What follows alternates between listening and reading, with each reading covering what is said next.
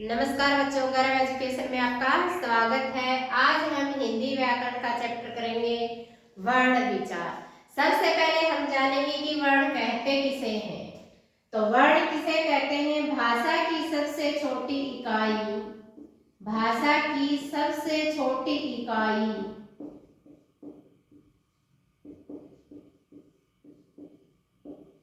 जिसके और अधिक खंड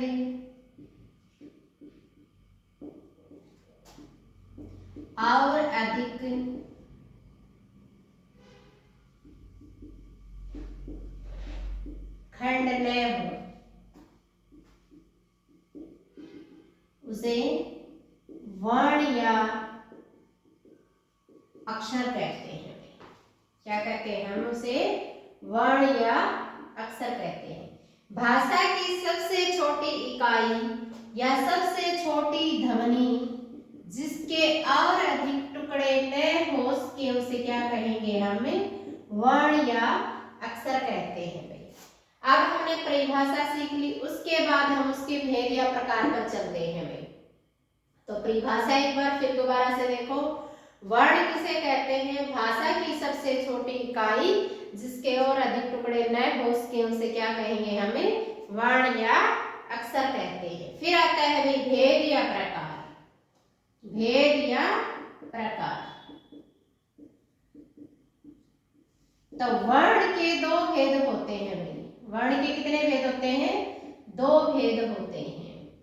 कितने भेद होते हैं? दो भेद होते हैं। पहला होता है अपना स्वर और दूसरा होता है अपना व्यंजन। पहला है अपना स्वर और दूसरा है अपना व्यंजन। अब भाई स्वर और व्यंजन जानने से पहले हमें यूकेजी क्लास या एलकेजी क्लास में जो ए अनार कहते गए हम सीखते हैं वो सीखना पड़ेगा हमें एक बार फिर दोबारा से। तो स्वर होते हैं अपने ए अनार वाले में। तो लिखना सीखें ए, आ, छोटी ई, बड़ी ई, छोटा ऊ, बड़ा ऊ, री, ए, आई, ओ और औ। हम अंग और एह भी सीखते हैं। भाई अंग, अंगूर और एह खाली भी सीखते हैं। तो हम स्वर जानने से पहले एनार को अच्छे से देखेंगे। अब जिक्र आता है कि स्वर कहते किसे हैं। स्वर किसे कहते हैं? तो स्वर होता है भाई स्वतंत्र रूप से बोले जाने वाले वर्ण को क्या कहते हैं? हमें स्वतंत्र रूप से बोले जाने वाले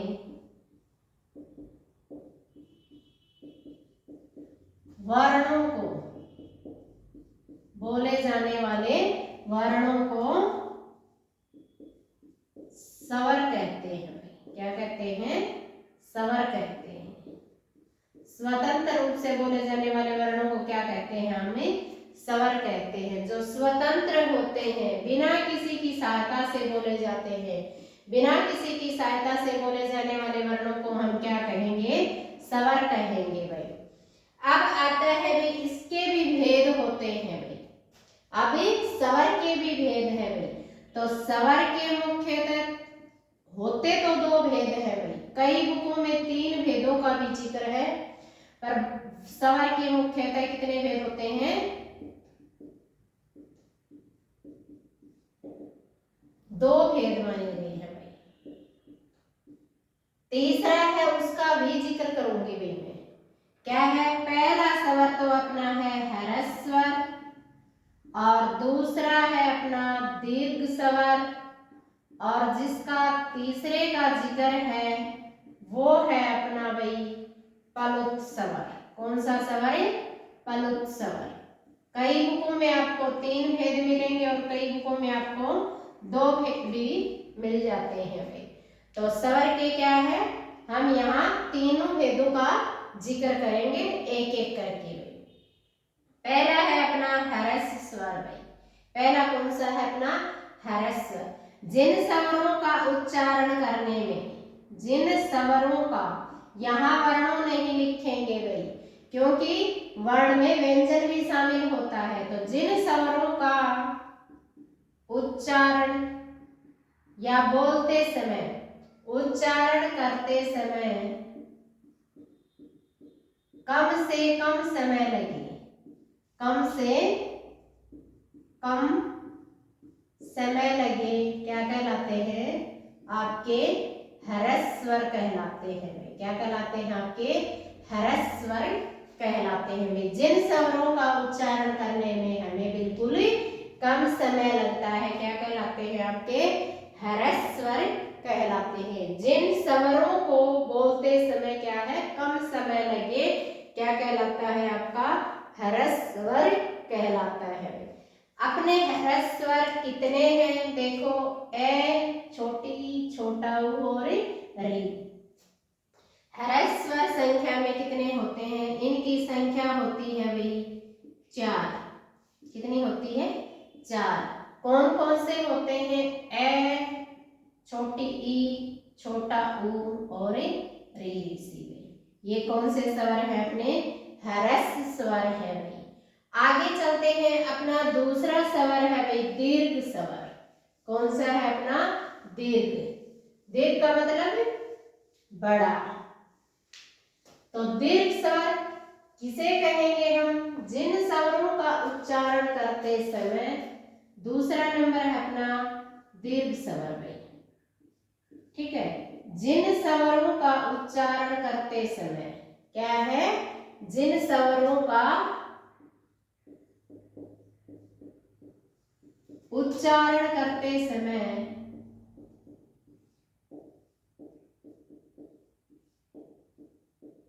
ह्रस्वर से,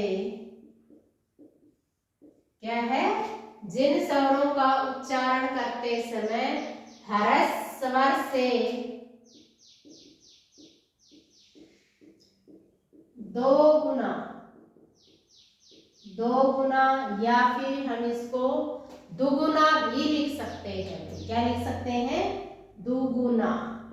2 गुना या फिर दुगुना समय लगे। क्या लगे?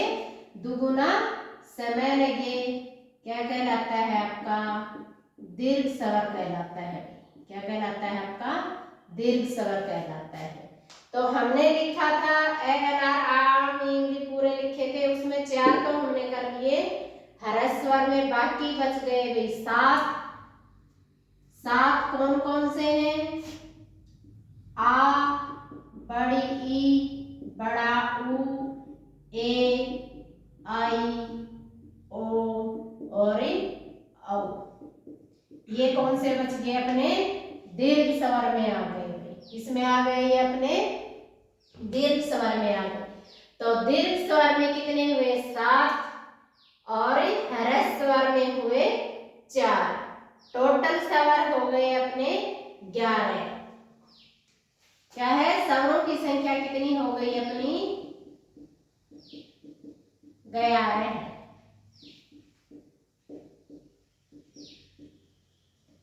अब बच गया भाई अपना पलुत स्वर।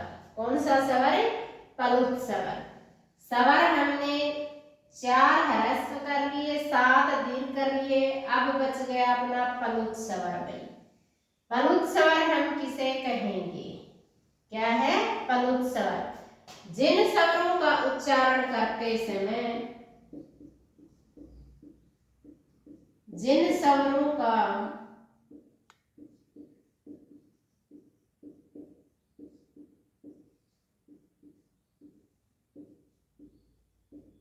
उच्चारण करते समय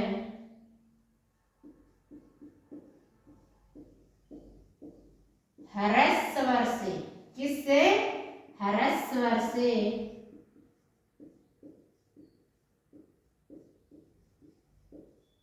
3 गुना, 3 गुना समय अधिक समय लगे। 3 गुना अधिक समय लगे। क्या है? पलुत स्वर कहलाता है। क्या कहलाता है? अपना पलुत स्वर। क्या कहलाता है? जिन स्वरों का उच्चारण करते समय हमें ह्रस्व स्वर से क्या है 3 गुना ज्यादा समय लगे, क्या कहलाता है अपना पलुत स्वर कहलाता है। जैसे भाई ओम शब्द है अपना, ओम क्या है, ओम शब्द है, जो ये अश टाइप में है, संस्कृत में इसका ए उच्चारण ध्वनि है भाई, ठीक है। ओम, तो ओम शब्द का उच्चारण हम सही मायने में करें तो ओ को 3 गुना ज्यादा साउंड तक बोलना है, ओम, ठीक है। हे राम, ये शब्द क्या है जिनको काफी ऊंचे स्वर में बोला जाता है, 3 गुना समय ए छोटी ई, मतलब क्या है, इनको बोलते समय बिल्कुल थोड़ा सा समय लगता है। और जब हम पलुत स्वर का उच्चारण करते हैं तो हमें 3 गुना ज्यादा साउंड में बोलना पड़ता है, तो वो कौन सा स्वर कहलाता है अपना पलुत स्वर कहलाता है भाई। अब हमने पढ़ा अंग और ए है, आगे क्या लिख देते हैं, अवरत के बाद अंग और ए, इनको स्वरों में शामिल नहीं किया गया है भाई, अंग और एह को स्वर में शामिल नहीं किया गया है, इनको अयोगवाह बोलते हैं, क्या बोलते हैं इनको, अयोगवाह। न तो ये स्वर है और ना ही ये क्या है व्यंजन है, न तो इनको स्वरों में शामिल किया गया है और न ही इनको व्यंजन में शामिल किया गया है। अंग और एह को क्या बोलते हैं, हमें अयोगवाह बोलते हैं। इतना समझ आया भाई। हमने पढ़ लिया वर्ण की परिभाषा, वर्ण के भेद, भेद के बाद स्वर और स्वर के भेद। अब आता है भाई अपना व्यंजन, क्या है व्यंजन। तो सबसे पहले हम व्यंजन कहते किसे हैं ये चीज सीखेंगे, उससे पहले हम व्यंजन होते कौन कौन से हैं इस चीज को फोकस करेंगे। तो फिर एक दोबारा से हम कै गढ़े सीखेंगे। तो कै वर्ग के हैं आपके कै, ख, ग, घ और अड़। च वर्ग में है आपके च, छ, ज, झ और य। अगला है आपका ट वर्ग, ट, ठ, ड, ढ और अड़। आगे है आपका तय वर्ग, तय वर्ग, तय वर्ग में भाई तय, थ, द, ध और न। अगला है आपका भाई पै वर्ग, पै वर्ग में मिलेंगे आपको पै, फ, ब, भ और मैं। आगे है आपके य, र, ल, व। उससे आगे है आपके श, श, स और है। देखो भाई, सबसे पहले हम व्यंजन लिखना सीखेंगे। ये है आपके व्यंजन, कह गड़े को क्या बोलते हैं हम व्यंजन बोलते हैं, और एनआर को हम क्या बोलते हैं स्वर बोलते हैं। स्वर हमने सीख लिया, अब हम क्या करेंगे व्यंजन सीखेंगे भी। अब अगर जिक्र आता है वर्ण विचार वाले चैप्टर का, तो हम सभी जितने भी व्यंजन हैं उनको हलंत कर देंगे। क्या है, जितने भी व्यंजन हैं उनको हम हलंत लिखेंगे। क्यों लिखेंगे, क्योंकि वर्ण एक ऐसा है जिसके इकाई, जिसके और अधिक टुकड़े नहीं हो सकते। व्यंजन के टुकड़े हो सकते हैं भी, कै के टुकड़े हो सकते हैं, कै जमा है। अगर हम हलंत कर दें तो अब इस कै के और अधिक टुकड़े नहीं हो सकते, तो अब ये कै क्या है आपका वर्ण बना है, ठीक है। अब चलते हैं भाई व्यंजन कहते किसे हैं, क्या है व्यंजन किसे कहते हैं। व्यंजन होता है भाई जो स्वरों की सहायता से बोले जाते हैं, स्वरों की सहायता से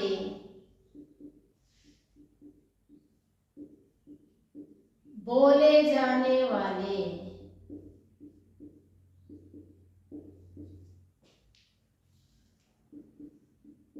वर्णों को क्या कहेंगे हम? व्यंजन कहते हैं। क्या कहते हैं?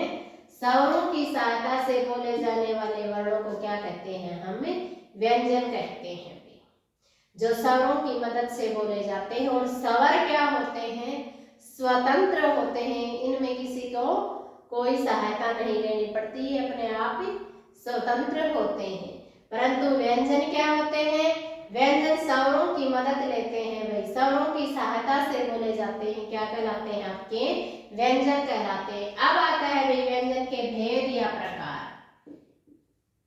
व्यंजन के कितने भेद हैं? तो व्यंजन के क्या है? 3 भेद होते हैं भाई। व्यंजन के कितने भेद होते हैं? 3 भेद होते हैं भाई। कितने भेद होते हैं? 3 भेद होते हैं भाई।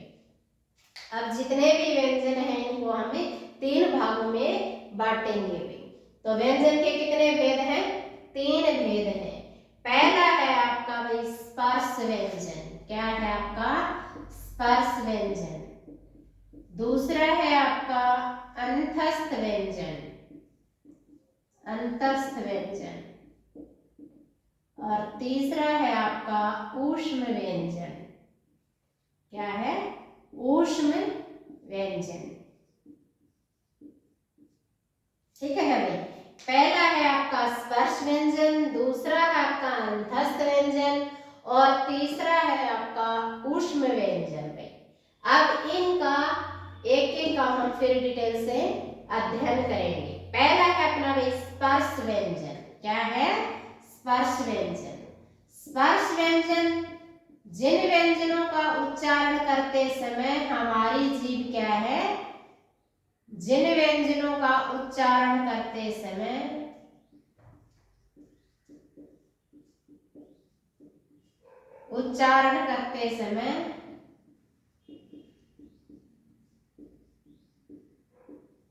जीभ क्या होती है? मुख के विभिन्न भागों को स्पर्श करती है। क्या करती है? मुख के विभिन्न भागों को स्पर्श करती है।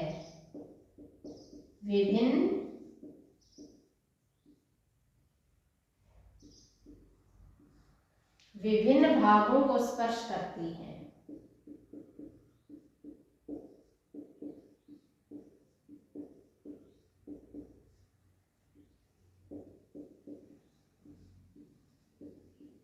क्या है? जिन व्यंजनों का उच्चारण करते समय हमारी जीभ मुख के विभिन्न भागों को स्पर्श करती है, क्या कहलाते हैं? अपने स्पर्श व्यंजन कहलाते हैं। स्पर्श का मतलब होता है भाई छूना। क्या होता है? छूना। स्पर्श का मतलब होता है छूना। जब जीभ हमारी मुख के अलग अलग भागों को छूती है, क्या कहलाते हैं? अपने स्पर्श व्यंजन कहलाते हैं भाई। अब स्पर्श व्यंजन में होते हैं भाई कै से मैं तक। क्या है? कै से मैं तक।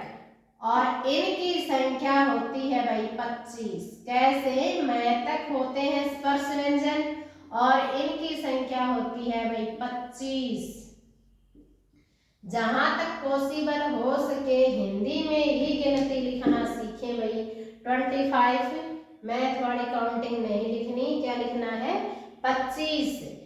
तो स्पर्श व्यंजन जिन व्यंजनों का उच्चारण करते समय जीभ क्या है? हमारी मुख के अलग अलग भागों को स्पर्श करती है।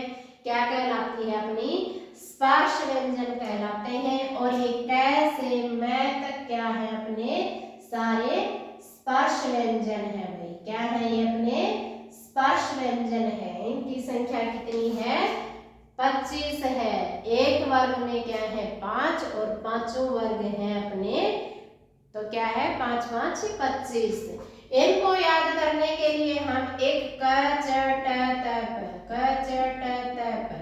पहला पहला वर्ण हमने ले लिया सभी वर्गों का क च ट त प। कचट तप शब्द से भी हम इसको याद रख सकते हैं। आगे चलते हैं भाई। अगला भेद है अपना अंतस्थ व्यंजन। क्या है अगला? अंतस्थ व्यंजन। अंतस्थ व्यंजन जब जीभ हमारी मुख के किसी भी भाग को पूर्णतः स्पर्श नहीं करती भाई।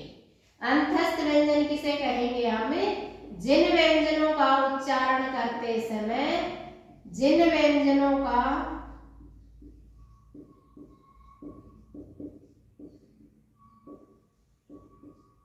उच्चारण करते समय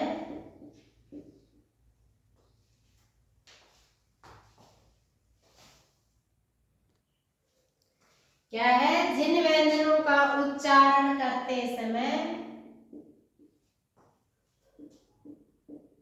हमारी जीभ मुख के किसी भी भाग को, हमारी जीभ क्या है, मुख के किसी भी भाग को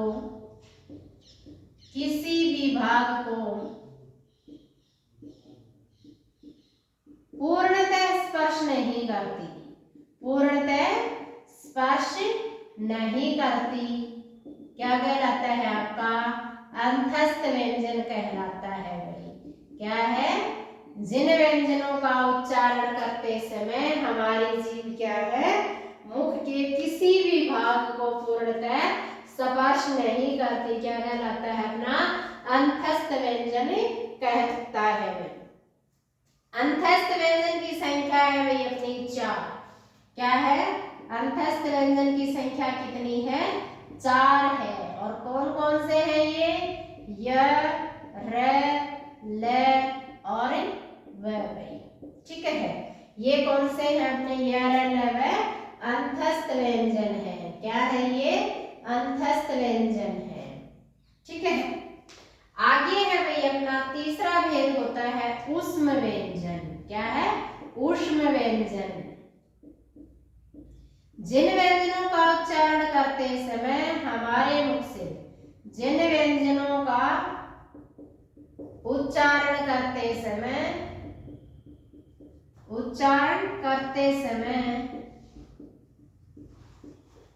हमारे मुख से क्या निकलती है, मुख से गर्म हवा निकलती है।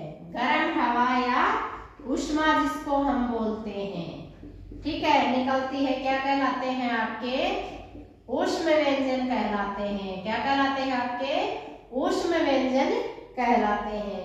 जिन व्यंजनों का उच्चारण करते समय हमारे मुख से क्या है, ऊष्मा या गर्मी पैदा होती है और बाहर निकलती है, मुख से गर्म हवा बाहर निकलती है, क्या कहलाते हैं आपके, ऊष्म व्यंजन कहलाते हैं। और इनकी संख्या भी क्या है भाई, 4 है। क्या है, इनकी संख्या भी 4 है। और वो है आपके तीनों तो स और एक है, तीनों स, श और एक है। ये क्या है आपके, ऊष्म व्यंजन है भाई।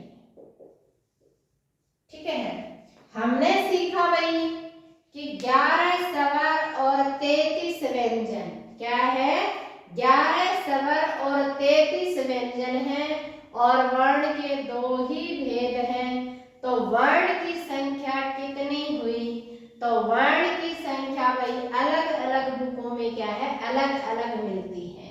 ये मत कहना कि वर्ण की संख्या सिर्फ 44 ही है। 11 स्वर प्लस 33 व्यंजन, वैसे तो इनकी संख्या क्या है, हमने 44 ही निर्धारित कर रखी है कि 44 वर्ण होते हैं, परंतु क्या है, अलग अलग बुकों में अलग अलग व्यंजनों की संख्या आपको मिलेगी, तो वो भी क्या है, गलत नहीं कह सकते भाई हम, क्योंकि इनकी संख्या क्या है, कई जो अयोगवाह को शामिल नहीं करते, अंग और ऐह को, कई बुकों में क्या है, अंग और ऐह को शामिल कर देते हैं। और कई जिस तरह ढ के नीचे बिंदु है, अड़ के नीचे क्या है, बिंदु कर देते हैं, तो इन 2 व्यंजनों को, जिसको हम अन्य व्यंजन बोलते हैं, इनको भी क्या कर देते हैं, शामिल कर देते हैं हिंदी वर्णमाला में। तो क्या है, इनकी संख्या क्या बन जाती है, फिर 48 बन जाती है। क्या है, 44 और 4 48। कई बुकों में आपको 44 वर्ण मिलेंगे, कई बुकों में आपको 48 वर्ण मिलेंगे, और कई बुकों में क्या है, आपको 52 वर्ण भी मिल सकते हैं। तो क्या है, इनकी कोई संख्या निश्चित नहीं, अलग अलग बुकों में क्या है, अलग अलग लिख देते हैं भाई। आज के लिए इतना ही। अगले वीडियो में हम इन व्यंजनों का उच्चारण स्थान लेकर आएंगे कि कौन सा व्यंजन कौन सी जगह कैसे बोला जाता है, इसके लिए हम क्या है उच्चारण स्थान के लिए एक वीडियो बनाएंगे अलग से। उम्मीद करती हूँ कि यहाँ तक का अच्छे से समझ में आया होगा। ज्यादा से ज्यादा लाइक करें, शेयर करें। धन्यवाद। जय हिंद, जय भारत।